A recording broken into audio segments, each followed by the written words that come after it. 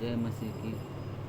क्या ही धन्य है वो पुरुष जो दुष्टों की युक्ति पर नहीं चलता और न पापियों के मार्ग में खड़ा होता है और न ठट्ठा करने वालों की मंडली में बैठता है, परंतु वह तो यहोवा की व्यवस्था से प्रसन्न रहता है और उसकी व्यवस्था पर रात दिन ध्यान करता रहता है।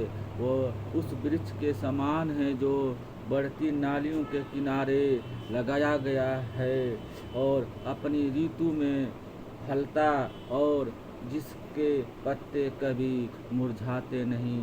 इसलिए जो कुछ वह पुरुष करे वह फल होता है। दुष्ट लोग ऐसे नहीं होते, वो उस भूमि के समान होते हैं जो पवन से उड़ाई जाती है। इस कारण दुष्ट लोग अदालत में स्थिर न रह सकेंगे और न पापी धर्मियों के मंडली में ठहरेंगे, क्योंकि यहोवा धर्मियों का मार्ग जानता है और परंतु दुष्टों का मार्ग नष्ट हो जाएगा। जात जात के लोग क्यों हुल्लड़ मचाते हैं और देश देश के लोग व्यर्थ बातें क्यों सोचते रहते हैं। यहोवा और उसके अभिषेक के विरुद्ध पृथ्वी के राजा मिलकर और हाकिम आपस में सहमति करके कहते हैं, आओ हम उसके बंधनों को तोड़ डालें और उनकी रस्सियों को अपने ऊपर से उतार फेंकें। वह जो स्वर्ग में विराजमान है हंसेगा, प्रभु उनको ठट्ठों में उड़ाएगा। तब वह उनसे क्रोध में बातें करेगा और क्रोध में कहकर उन्हें घबरा देगा। मैं तो अपने ठहराए हुए राजा को अपने पवित्र पर्वत सिय्योन की राजगद्दी पर बैठा चुका हूँ। मैं उस वचन का प्रचार करूँगा जो यहोवा ने मुझसे कहा है, तू मेरा पुत्र है, आज तू मुझसे उत्पन्न हुआ है। मुझसे मांग और मैं जात जात के लोगों को तेरी सहमति होने के लिए और दूर दूर के देशों को तेरे निज भूमि बनने के लिए दे दूंगा। तू उन्हें लोहे के डंडे से टुकड़े टुकड़े करेगा, तू कुम्हार के बर्तन के समान उन्हें चक्कर नाचूर कर डालेगा। इसलिए अब हे राजाओं बुद्धिमान बनो, हे पृथ्वी के न्यायियों यह उपदेश ग्रहण करो। डरते हुए यहोवा की उपासना करो, कांपते हुए मगन हो, पुत्र को चूमो, ऐसा न हो कि वो क्रोध करे और तुम मार्ग ही में नष्ट हो जाओ, क्योंकि क्षण भर में उसका क्रोध भड़कने को है। धन्य है वो जिनका भरोसा उस पर है।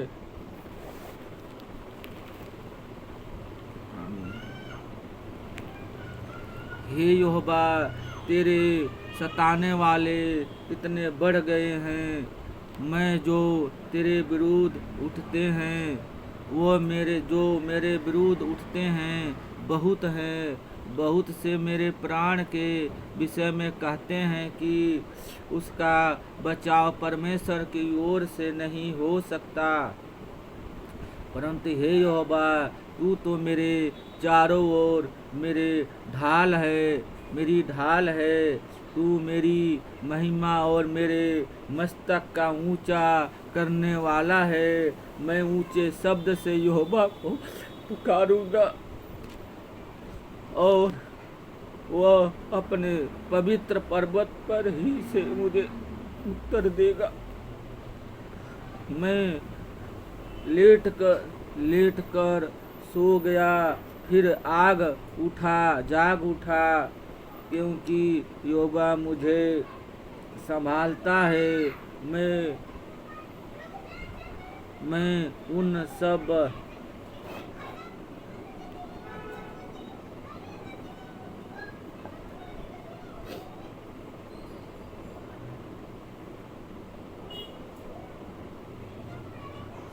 मैं उन 10,000 मनुष्यों से नहीं डरता जो मेरे विरुद्ध चारों ओर पांति बांधे खड़े हैं।